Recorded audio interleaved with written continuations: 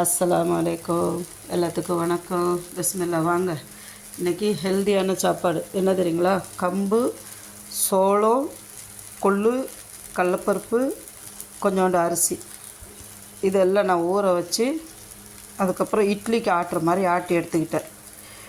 ஏன்னா கம்பு சீக்கிரம் ஊறாது, கம்பும் சோளமும். அதனால் 8 மணி நேரம் ஊற வச்சேன். அதுக்கப்புறம் தான் நல்லா ஊறின பிற்பாடு மிக்சியில் போட்டு அரைச்சி எடுத்து வச்சுருக்குறேன் தோசைக்கு. தோசை கொஞ்சம் மொத்தமாக தான் இருக்கும், ஆனால் மெலிசாக வராது, நல்லாயிருக்கும், சாப்பிட்றதுக்கு ஹெல்த்தியாகவும் இருக்கும்.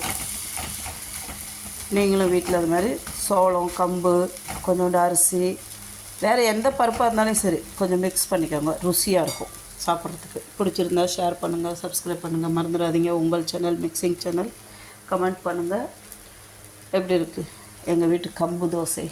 கம்பு, சோளம், கடலப்பருப்பு, கொள்ளு, அரிசி இதெல்லாம் ஊற வச்சு அரைக்கிறப்ப நான் 2 வரமிளகா போட்டுக்கிட்டேன். வரமிளகாவும் கொஞ்சம் இஞ்சி, பூண்டு இதெல்லாம் போட்டு அரைச்சி எடுத்துக்கிட்டேன். சூப்பராக இருக்கும். வாங்க சாப்பிட்லாம். அதுக்கு நான் சாம்பார் வச்சுருக்கிறேன். பிடிச்சிருந்தால் ஷேர் பண்ணுங்கள், சப்ஸ்கிரைப் பண்ணுங்கள், மறந்துடாதீங்க. உங்கள் channel mixing channel. Thank you. Comment பண்ணுங்கள்.